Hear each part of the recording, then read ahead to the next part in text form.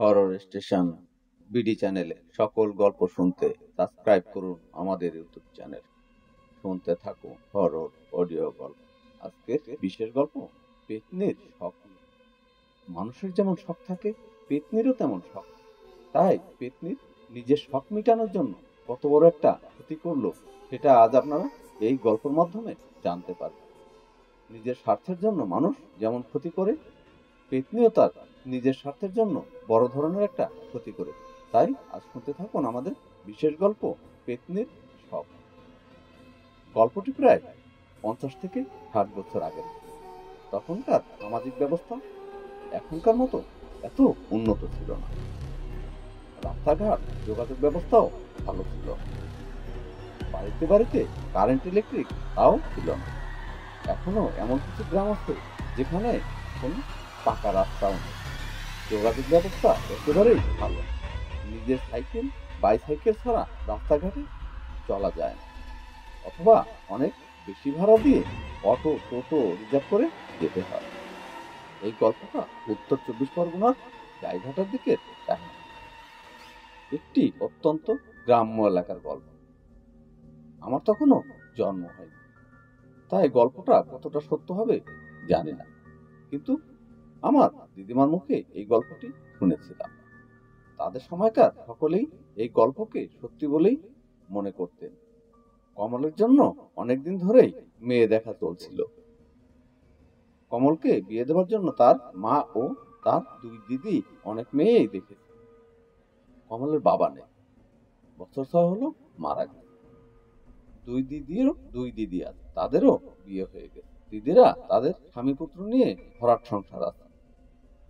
কমলের অবস্থা মোটামুটি ভালোই। অনেক জমি জমা, পুকুর, বাগানও আছে। বেশ সচ্ছল পরিবার। খাওয়া পড়ার কোনো অভাবই ওদের নেই। কমলের মায়ের বেশ বয়স হয়েছে। বয়সটা 50-55 বছরের কাছাকাছি হবে। সেই ছোট্টবেলায় 10 বছর বয়সে বউ হয়ে এসেছিল এই সংসারে। তখন থেকে সংসার দেখে শুনে চালাচ্ছে। শাশুড়ি মাতা মারা যাবার পর তিনি বাড়ির কর্ত্রী। এখন বয়স হয়েছে, শরীরটা ঠিক মতো সাপোর্ট দেয় না, তাই নিজেকে ভরসা করে সব কাজ একা একাও করতে পারে না। আগে সংসারে মেয়েরা ছিল সাহায্য করার মতো, কিন্তু এখন তাদের বিয়ে হয়ে গেছে, তাই সাহায্য করার মতো কেউই নেই। সেই জন্য কমলকে তাড়াহুড়া করে বিয়ে দেওয়ার ব্যবস্থা করা হয়। কমল তার মা বাবার বেশি বয়সের সন্তান, তার উপর সবার ছোট, তাই সে খুব আদরের। মা বাবা, দিদিরা, কাকা কাকিমা, জেঠতুতো খুড়তুতো ভাই বোনেরাও খুব ভালোবাসে কমল। আর বেশি ভালোবাসার কারণে সে খুব সহজ সরল প্রকৃতির মানুষ, তাই তাকে ভালো না বেশে কেউ থাকতে পারে না। কমলকে বিয়ে দেওয়ার জন্য তার জামাইবাবুরাও যথেষ্ট উদ্যোগী। একের পর এক মেয়ে দেখেই চলে, কিন্তু ঠিকঠাক মতো সবার মন মতো হচ্ছে না। অবশেষে কমলের ছোট জামাইবাবু তার এক দুঃসম্পর্কে আত্মীয়র মেয়ের সঙ্গে বিয়ে ঠিক করে ফেলে। বিয়ে পাকা করার দিনও দুই জামাইবাবু তার কাকা জ্যাঠারা বিয়ে ঠিক করে আসে। আগামী 10 দিন পর একটা ভালো বিয়ের লগ্ন আছে। এই লগ্নতে বিয়ে হবে কমলের। কমলের বয়স 22 বছর, আর মেয়েটির বয়স হবে 15 বছর। খুব ফর্সা, লক্ষ্মীবন্ত, শান্তশিষ্ট। মেয়েটির নামটিও খুব সুন্দর, সোনামণি নাম তার। মেয়েটিকে দেখে কমলের প্রথম দিনই খুব ভালো লেগে যায়। আজ বিয়ের পাকা কথার দিন। মেয়েটিকে দেখে ভালোবেসে ফেলে কমল। কমলের জামাই বাবুরাও বিয়ের পাকা দেখার দিনেই সোনামণিকে স্বর্ণ অলংকার দিয়ে আশীর্বাদ করে। তেঁতুল পাতা ডিজাইনের নেকলেস, কানের দুলের ছেট, বড় বড় দুটো নাকের ফুল, সুন্দর ডিজাইনের বালা পেয়ে সোনামণি খুবই খুশি। আশীর্বাদের দিন থেকে শুরু করে বিয়ের দিন পর্যন্ত সবসময় সেই স্বর্ণ অলংকার গুলো পরে থাকতো সোনামণি। কখনো সে গহনাগুলো শরীর থেকে গা ছাড়া করেনি সোনামণি। বিয়ের দিন কমল বিয়ের সাথে সেজে গুজে গরুর গাড়িতে চেপে চলে গেল বিয়ে করতে। কমলের বাড়ি থেকে তার শ্বশুর বাড়ি বেশ অনেকটাই দূরত্ব, তাই কমল ও তার জামাইবাবুরা, জ্যাঠামশাই, খুড়োমশাই, খুড়তুতো ভাই, দাদা দিদিরা মিলে গরুর গাড়িতে চেপে সকাল সকাল বিয়ে করার জন্য বেরিয়ে যায়। তারা বিয়ে বাড়িতে দুপুরের দিকেই পৌঁছে যায়। বিয়ের অনুষ্ঠানের আয়োজন বেশ ভালোই ছিল। বিয়েটা ছিল গোধূলি লগ্নে। এদিকে ওটাই নিয়ম ছিল। এখন অবশ্য ওই নিয়মটাই কার্যকর আছে। রাতে বিয়ে হয়। খাওয়া দাওয়া সেরে সেই রাতেই নতুন বউকে সঙ্গে নিয়ে রওনা দিতে হবে বাড়ির উদ্দেশ্যে। বিয়েতে হইচই আড্ডায় আর কি, সবাই খুব ভালোই হলো। কমলের ছোট ছোট শালীরা অনেক হাসি মস্করাও করলো নতুন জামাইবাবুর সাথে।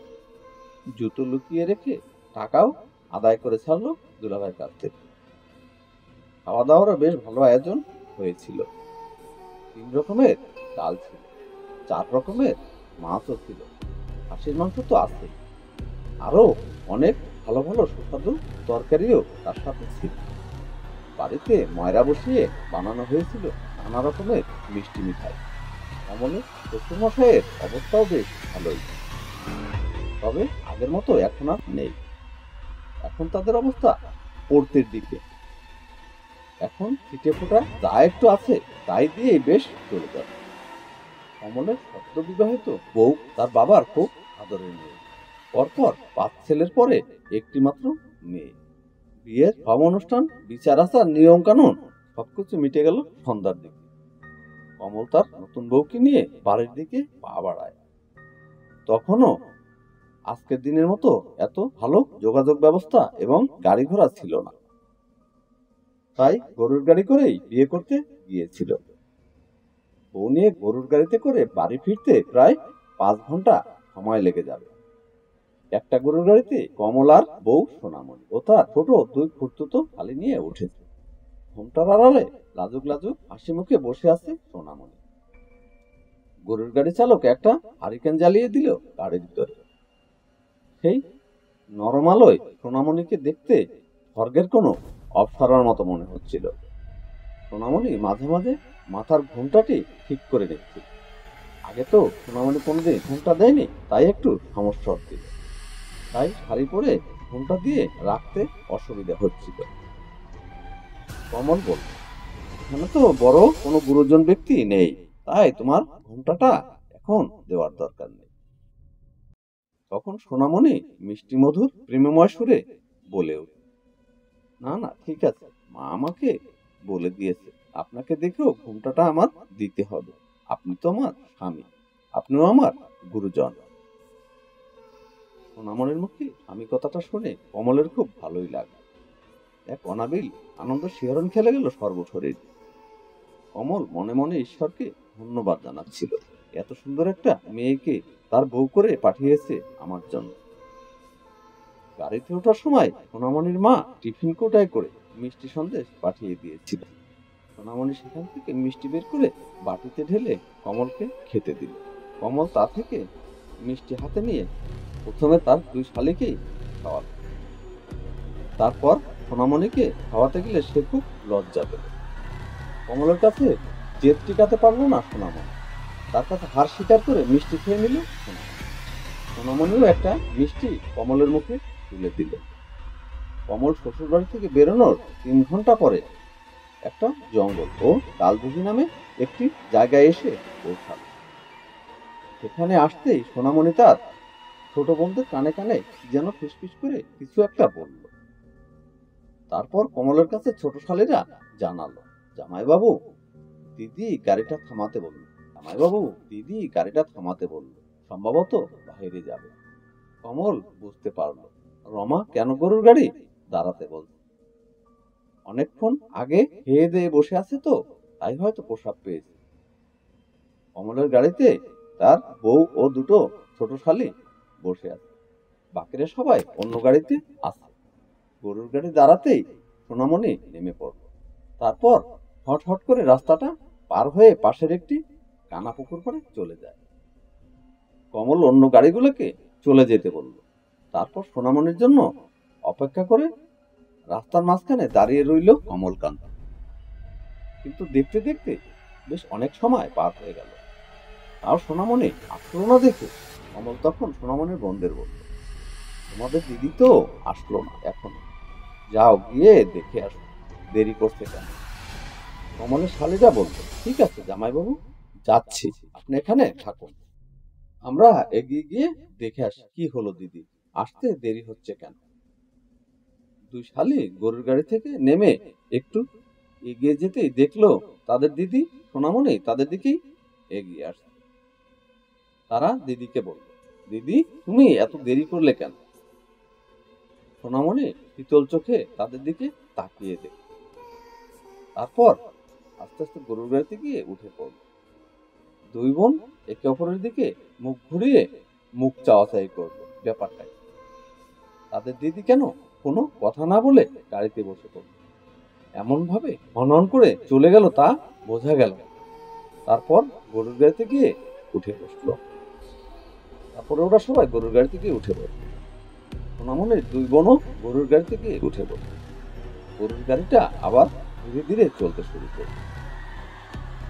সময়ের মধ্যে গাড়ি বাড়ির কাছে এসে পৌঁছে গেল। তখন ভোর রাত, চতুর্দিকে অন্ধকার, চতুর্দিকে বিভিন্ন পোকামাকড় ঝিঝে পোকার ডাক শোনা যায়। ভোর রাতে মাঝে মাঝে শিয়ালও ডাক। কমল নতুন বউর হাত ধরে ঘরের দুয়ারে এসে পৌঁছাল। তার মা দিদিরা নতুন বউকে বরণ করে ঘরে তুলল। আশেপাশের বাড়ি থেকেও মেয়ে বউ এসেছে নতুন বউকে দেখতে। রসগোল্লা সন্দেশ দিয়ে সবাইকে মিষ্টি মুখ করালো কমলের বাড়ির লোক। নতুন বউয়ের চোখের দৃষ্টিতে কি যেন একটা ভয়ঙ্কর কিছু দেখা যাচ্ছিল, জানিয়ে সবাই আলোচনা শুরু করেছিল। সোনামণির যে দুই বোন গিয়েছিল তারাও দিদির চোখ দেখে তারাও ভয় পাচ্ছিল। হঠাৎ তার শান্তমিষ্ট দিদির চোখের দুটিতে কেমন যেন পরিবর্তন দেখা যাচ্ছে। বিয়ে বাড়িতে খুবই জমজমাট আড্ডা। একে একে সব শাস্ত্রীয় আচার আচরণ নিয়মকানুন সবই পালন করা হলো।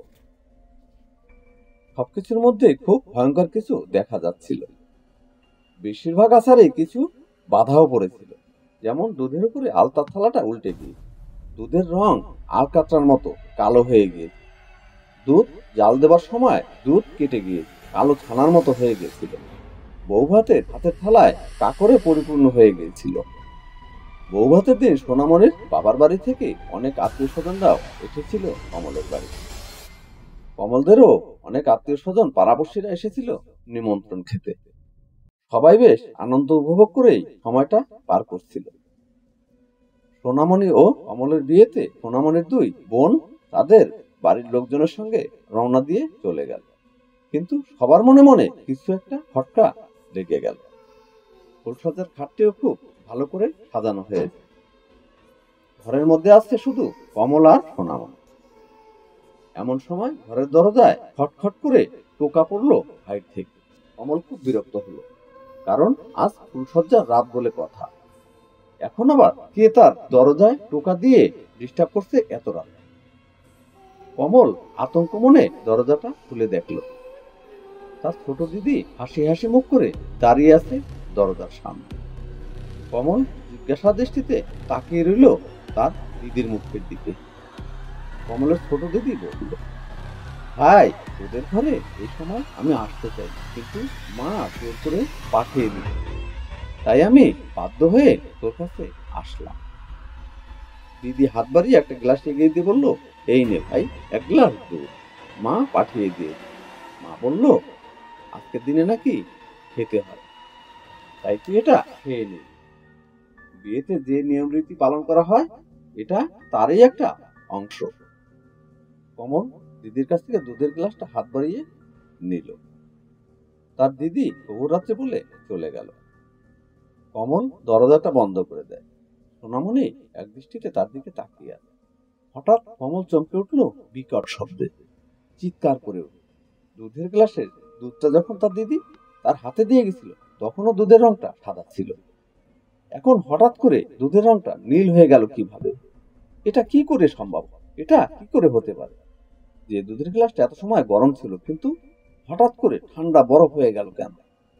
সোনামণি তখন নাকি সুরে বলল, কমল কি হলো তোমার? কি হয়েছে? তুমি চিৎকার করলে কেন? কমল বলল, এই যে দুধের রংটা সাদা থেকে নীল হয়ে গেছে, এটা কিভাবে সম্ভব? এটার কারণ কি? কিভাবে এটা হলো?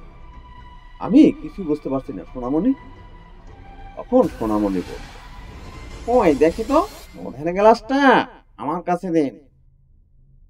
তখন কমল দুধের গ্লাসটা সোনামণির হাতে দিল। সেই গ্লাসটা হাতে নিয়ে সোনামণি গ্লাসের ভিতরটা দেখে নিল।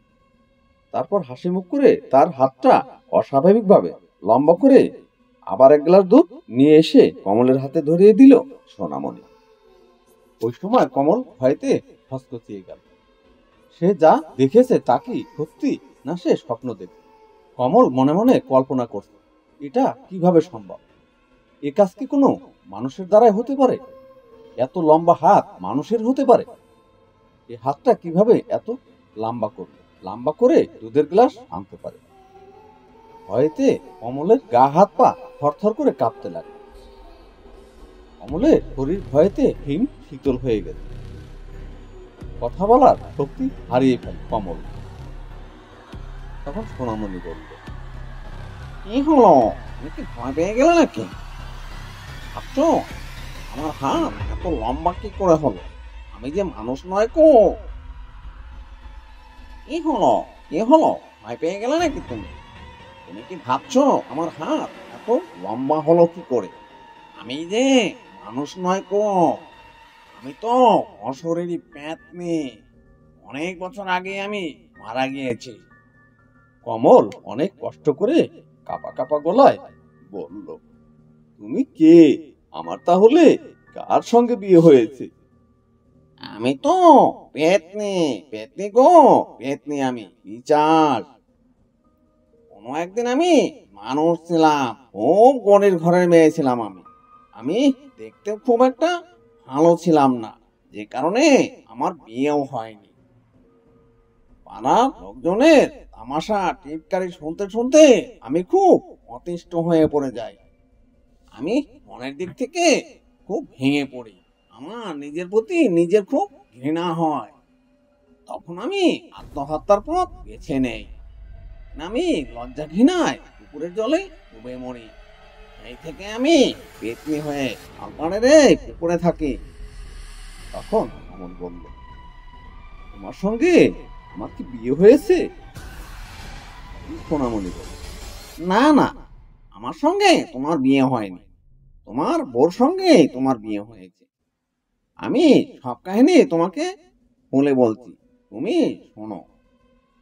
তোমার তালপাড়ের পুকুর পাড়ে গতকাল ভোর রাতে যখন গরুর গাড়ি থেকে একটা সুন্দর মেয়ে সুন্দর সুন্দর শাড়ি গহনা পরে নামলো, তারপর পুকুরের দিকে এগিয়ে গেল, তখন ওই মেয়েটির দামি সুন্দর শাড়ি গহনা দেখে আমার খুব লোভ হয়। আমি তখন ওই মেয়েটির সামনে গিয়ে দাঁড়াই এবং বলি, এই মেয়ে, তোর শরীরে অলংকার গুলো আমাকে খুলে দে। ও তখন অলংকার দিতে অস্বীকার করে। আমি তখন খুব রাগান্বিত হয়ে ওকে ধমক দেই। আমার ভৎস ভয়ঙ্কর রূপ দেখে ভয়ে হিমড়ি খেয়ে পড়ে। আমি তখন ওর গা থেকে শাড়ি গহনা খুলে নিতে চাই। ও তখন শাড়ি গহনা আমাকে খুলে দিতে চায় না, খুব জোরাজোরি করে। সব মেয়েরাই শাড়ি গহনা খুব ভালোবাসে, তাই সেগুলো হাতছাড়া করতে চায় না। ওই মেয়েও ওগুলো আমাকে দিতে চাচ্ছিল না দেখে তখন আমি ওর হাতটা ধরে মোটকে দেই। ও তখন এখানেই মরে পড়ে থাকে। এখনো হয়তো ওখানেই মরে পড়ে আছে। যদি কিছুতে না খেয়ে থাকে ওকে, তাহলে ওখানেই ও পড়ে আছে। আমি গরিব ঘরের মেয়ে, আমারও তো শখ আহ্লাদ আছে। এত ভালো শাড়ি গহনা আগে কখনো আমি পরিনি, তাই আর লোভ সামলাতে পারলাম না, তাই ওকে মেরে দিয়েছি। মেরে দিয়ে সবকিছুই ওর কাছ থেকে লুটে নিয়েছি। আমার তো এখনো বিয়েই হয়নি। আমারও তো খুব ইচ্ছা ছিল ভালো সুন্দর দেখতে একটা বর হবে, কিন্তু জীবদ্দশায় সেই ইচ্ছা আমার আর পূর্ণ হলো না। তাই তো নতুন বউ সেজে এসেছি তোমার সঙ্গে সংসার করব। আমি তোমার বউ হয়ে এই বাড়িতে থেকে যাব, এটাই আমার মনের বড় আশা ছিল। ওর সব কথা শুনে কমল তখন বাক্যহারা হয়ে যায়। এই সমস্ত কথা শুনে কমল কি করবে বুঝে উঠতে পারছে না। পেতনি মেয়েটি নাকে সুরে আবার কথা বলে উঠল, আজ আমাদের ফুল সজ্জা, এসো আমাকে নিয়ে আদর করো, আমরা ফুল সজ্জা করবো আজকে রাতে। কত বছর ধরে অপেক্ষা করে আসছি আমি ফুল সজ্জার রাত করব। আজ আমার বিয়ে হবে তোমার সাথে নতুন করে। আমার তো আগে বিয়ে হয়নি, আজ রাতে বিয়ে হবে ফুল সজ্জার মাধ্যমে। আমার বর আমাকে ভালোবাসবে, আদর করবে। কথাগুলো বলেই সে এগিয়ে এলো কমলের দিকে। তারপর কমলকে জাপটে ধরলো সোনামণি মানে পেতনি। কমলের ঠোঁটে ঠোঁট রেখে খুব জোরে চুম্বন করলো পেতনি। মনে হলো কমলের শরীরের সব রক্ত চুষে নিচ্ছে পেতনি। কমলের প্রাণবায়ু মনে হয় বেরিয়ে যাচ্ছে। পেতনি পিশাচের তীক্ষ্ণ সুচালো নখের আঁচড়ে কমলের শরীর রক্তাক্ত হয়ে উঠল। বিন্দু বিন্দু রক্তের ফোঁটা ঘরের মেঝেতেও পড়তে লাগলো। তীব্র যন্ত্রণায় কমল কোকিয়ে উঠল। শরীরের সমস্ত শক্তি জড়ো করে তাকে জোরে একটা ধাক্কা মেরে ফেলে দিল। ধাক্কা খেয়ে পেতনি গিয়ে পড়লো ঘরের মধ্যে বাঁধিয়ে রাখা একটা মা কালীর ফটোর উপরে। তারপর কমল ভয়ে আতঙ্কে অজ্ঞান হয়ে যায়। দরজায় প্রবল আঘাতের আওয়াজ পেয়ে কমলের জ্ঞান আবার ফিরে আসে। তখন সে উঠে পড়ে, কিন্তু ঘরে সোনামণির রূপ নিয়ে থাকা পেতনি পিশাচকে আর দেখতে পাওয়া যাচ্ছে না। তখন কমল ক্লান্ত শরীরে ধীর গতিতে উঠে এসে দরজা খুলে দেয়।